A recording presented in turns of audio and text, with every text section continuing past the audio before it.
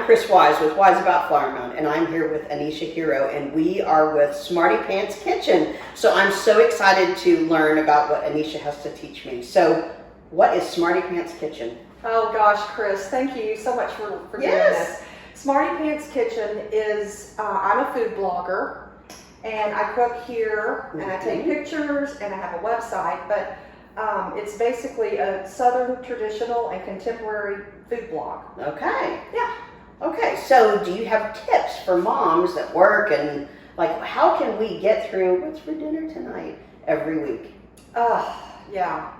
The best advice I have is if you're looking for inspiration, you can, of course, you can go through cookbooks, you can walk up and down the frozen food aisle, but if you don't have time to do that, my best advice is to take something you know how to make and just apply different seasonings and spices. Okay. So in other words, if you have chicken, green beans, and mashed potatoes, and you just cook those the same way every time, then try to mix it up and pretend you're going to Greece and go add some Greek seasoning, some Kalamata olives, feta cheese, maybe a little dill in your mashed potatoes. Just kind of explore. I'm already hungry. Just explore different, same thing, you could use Mexican spices. Right. And so just pretend you're going to a different country and apply that to what you know. To the same thing. Yeah. And I think that's what's hard is a lot of times we're like, oh, we need to think of something new. But really, if we just stuck with what we know, but then kind of changed it up a bit, then that would work. Yeah, and I've seen recipes for stuffed cabbage rolls. Okay, well that's tricky. Well, take that and just turn it into a casserole dish, not a stuffed cabbage roll, but just layer it. So you kind of manipulate not only the ingredients, but you also manipulate the method. Okay. So when you're doing your food blogging and obviously video and things like that, you're showing what you're doing. So that's exciting. So people then, can they subscribe to you or how does that work? Yes, it's smartypantskitchen.com. Okay. And that's my website.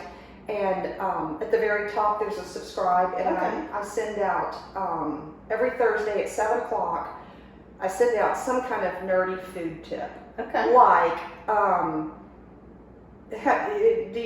if I'm using fresh herbs versus brown herbs. That's right. Don't use a tablespoon of ground. Or if I'm using a thickening agent, what's the difference between flour and cornstarch and a lot of lumps, but yes, and a whisk. But what heat?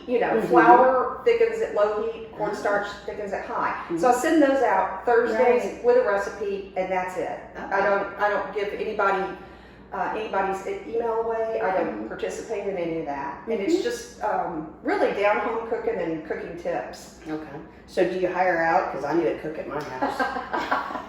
I so need a cook at my house. I need to cook at mine too. Isn't that funny? By the time I get through cooking, I don't want to look at it. I'm like, ugh, I just have I felt the same way. When I lived in Bridlewood, I would go and tell people what they need to do in their kitchen. I'd come back to my kitchen with Corian countertops and, wood cabinets, and I just told somebody, you need to paint it, you need granite, and all this stuff. I always felt like a fraud, but you know what? It's the cobbler's kids don't ever have shoes. It's we give it all to everybody else, and we forget to give it. And then during the month of July, it's too hot to cook, so we just eat pimento cheese sandwiches. That sounds good on a good white bread. Ooh, I guess you might do that pumpernickel or whatever. No, always plain white. I like soft squishy bread. Soft squishy. Yeah. So that's okay. So on your blog, do you have like certain things that you cater to? Is it like healthy choices? I know you mentioned Southern, but also contemporary. So tell me more about that. Well, let's take, for instance, contemporary Southern green beans. Okay, nobody has time to sit around and snap peas, and we can't find them if you do. Yes. Okay, so I'm working on a recipe right now of how to make Bush's Italian green beans taste like grandma's. And so that's a little bit contemporary because we're not cooking it all day and cooking the nutrients out, and we're not cooking it in a bunch of bacon grease. So which makes anything taste good. yeah, but, you know. but it's you know, it's not good for your heart. Yeah. So that's kind of the thing. I'm trying really to just let people know it's not hard. I don't have an Instapot. I don't use anything fancy. It's okay. all just regular really stovetop. what I learned from my mom and my grandma. Okay. I have one recipe that's kind of gone viral, and it's my sour cream chicken enchilada sauce. That sounds wonderful. And I'll have to look for it. I played with that recipe for years. Oh, wow. I finally got it to where it tastes like you've gone to Mazatlan and Denton, or you know, some great Mexican food place. So Yeah. that one, and that's a bit contemporary. Another contemporary one would be a seafood manicotti. Oh, So that's just a spin on traditional manicotti yeah. with an Alfredo sauce. Mm. So, and then I do the traditional meatloaf, mom's Yeah. pot roast, Okay. southern mustard potato salad. Mm. So, and everybody cooks differently. So, Yeah. you know, you can take my recipe, and if you don't want relish in it, don't put relish in it. Exactly. Yeah. We have choices. Yes. Yes. This is America last I checked. Oh my Yes. gosh.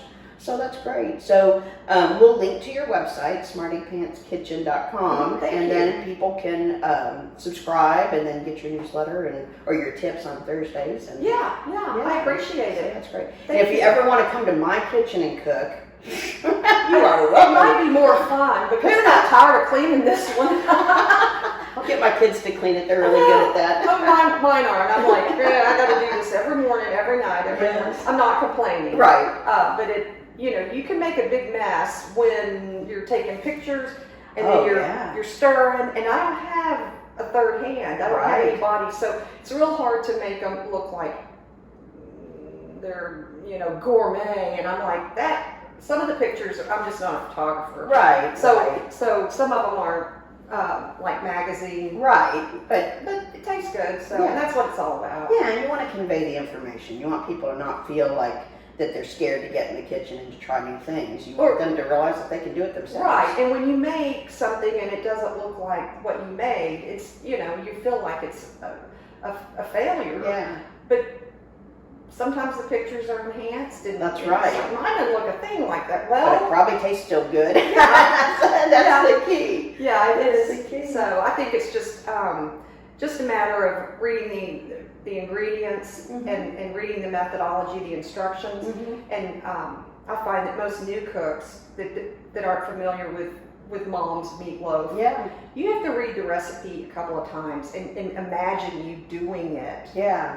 you know. And if you don't, and I'll be reading the recipe and I'm like, that doesn't make sense. Right. What'd you do with the egg yolks? Right. The egg yolks. You didn't. Yes. So Yeah. and Exactly. sometimes we make mistakes, you know. Even I was reading the other day a recipe, and I think it was Cook's Illustrated. Mhm. And they had a recipe, and I thought, I might want to explore that and maybe Mhm. put my spin on it, Mhm. but they left out an ingredient. Oh my gosh. So, you know, it happens to everybody, but Yeah. So I got to tell a funny story if you have a minute. I have time. So my son was in, I think, 6th grade, and he took, I guess, life skills, and so they learned cooking and stuff Oh, like yeah, that. yeah, And yeah. Great class. My great daughter class. took that at Downing. Oh, Downing is where he went. Yes. So Miss, I can't remember her Oh, name. she was fabulous. Oh my gosh, yes. Oh God, I can't think of her name. But I'm telling you, I'm still wearing 10 pounds of She what. was great. Yes. So he, like a couple of Saturdays in a row, he made different things. And so he made chocolate chip cookies one Saturday, and then the next Saturday, he made blondies. So just like, Sure. and so, oh gosh, it's so great. And one other time he made a blueberry muffin. So we taste it and we're like, there's just something, I can't put my finger on. It's good, but, and so then the next weekend he was going to make something else, and I noticed Worcestershire sauce on the counter, and I go, what are you going to make with that? And he goes, you know, something. Mm-hmm. And I said, honey, that's not vanilla. That's Worcestershire sauce. I said, that's what that flavor was. Oh, So it is stars. amazing what a little teaspoon of Worcestershire sauce in your blondies will make it completely because different. it has, and some Worcestershire, whatever sauces have anchovies in them. Oh gosh. So I No, it was a tiny little bit, but it was funny. what a memory So, though. I know. That's but I'm funny. telling you, he learned so much in that class. I'm glad your daughter was in there too. I mean, that was just life skills, true life skills that he needed. And and he wasn't afraid of the kitchen. Right. That was great. And even now from that class that my daughter took, she'll come in here sometimes and say, "Can I cook tonight?" And I'm like, "Yes! Yes! Knock yourself out!" Winning! and then she'll go, and I'm like, "Well, don't use one of my recipes. I'm tired of my food. Yeah. You know, make somebody Go else's." find something And else. sometimes she'll take 2 or 3 recipes and take a little of this and a little of that and a little of that and kind of develop them. Yeah. So I guess that's kind of what I do sometimes Right. too. So I guess she gets it Experiment. honest. But Oh, she made some homemade manicotti one night. We still don't know where the recipe came from, but I wanted to remake it. And so that's what I'm going to do. Yeah. But Like, it's, oh my gosh. it's fun. It's a lot of work, but my whole objective is to teach young people how to cook, because it's important, but also to teach people who know how to cook easier or better or differently, or troubleshoot, you know, why is my gravy lumpy? Right. You know, time and temperature, you know, and it's just food science. Exactly. So how long have you been doing this? Well, like I said earlier, I thought I started in 2018, but I was sitting on my computer. I'm like, I'm a blogger. It was just an online diary. Yes. So pretty much the middle of June 2018 is when I started at the end of 2017. Okay. And the reason is because I had gone back to college to reinvent myself to get a master's in nutrition so I could be a registered nutritionist. Yeah. And so I took anatomy and physiology. I took all these courses, and when it came to chemistry, online chemistry at not a young age. Yes. I took the final and I said, I don't want to be a registered nutritionist. I'm going to be a food blogger. So December 29th, I started blogging. Oh my gosh. It didn't take off until I mean, it's a steep uphill learning. Yes. And then mid-2018, I began to think, oh, this is hard. You know, and my pictures are horrible, and I need... Right. And so ever since then, it's just been up, and self-taught learning. You have to make investments when you don't have any money coming in. Right. But I'm not quitting. I'm going to keep going. Yes. Because I love it. I love it. Exactly. That's Yeah, great. and I love helping people. Yeah, and I can see your passion. I mean, that's obvious. So. Yeah, it's kind of bad because I've talked to people at Kroger and they're like, you know, and I'll ask them, what are you looking for? And they're like, oh, what are you making with that? Oh, I'm making it. And we end up sharing recipes. Right. Oh my gosh. Yeah, but it's a lot of fun. Well, that is great. And it's so neat that you're following your passion. You figured out what that was and you're doing it. You know, a long time ago, the first Thanksgiving dinner I made, I was 24. And I had no idea what I was doing. I just remember getting up at 8 in the morning and going for the turkey. That's and I nearly threw up. But I guess it's always been there. But I took a business route and I did my business lady thing.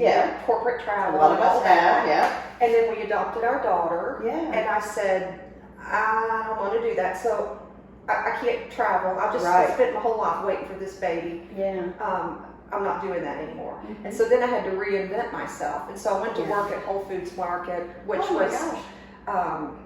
was a cool learning experience because you learn. I'd never worked retail like that.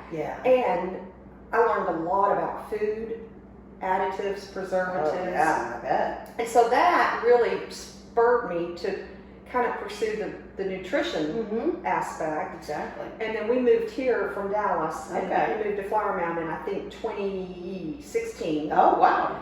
And that's when, you know, it really took off for me. I was like, I can do this. And so I started taking food science courses, and I read and study a lot of food science, even though the chemistry is different than the chemistry I flunked. Well, I didn't flunk it, but food science is a different kind of chemistry than atoms and whatever. Right. It's a lot more fun. Yes, exactly. Yeah, and you think about the ingredients and how they affect things, and you know, baking powder, baking soda, just different stuff. I mean, I spent 2 days studying self-rising flour. I thought, what? And self-rising cornmeal has flour in it. Oh my So gosh. if you get self-rising cornmeal and you think you're making a gluten-free Oh, cornbread, you're not. You're not. And so food allergies and sensitivities and additives, I try not to use a bunch of stuff. Mm-hmm. I mean, I don't use high fructose corn syrup in any of my recipes. I think probably the most evil ingredient I use is this Sazon Goya. It's a Mexican seasoning, Mm-hmm. and I use it for my chili, and it has a smidgen of MSG. Mm.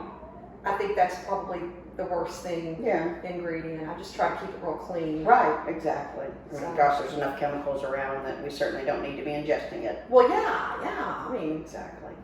no.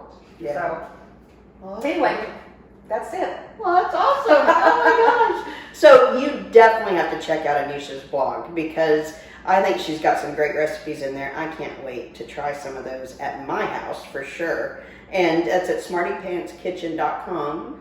And we've got links here. So thank you so much for tuning in today. I'm Chris Wise with Wise About Flower Mound. This is Anecia Hero with Smarty Pants Kitchen. And we are so happy you tuned in, and we will see you next time. Thanks so much. Thank you, Chris. That was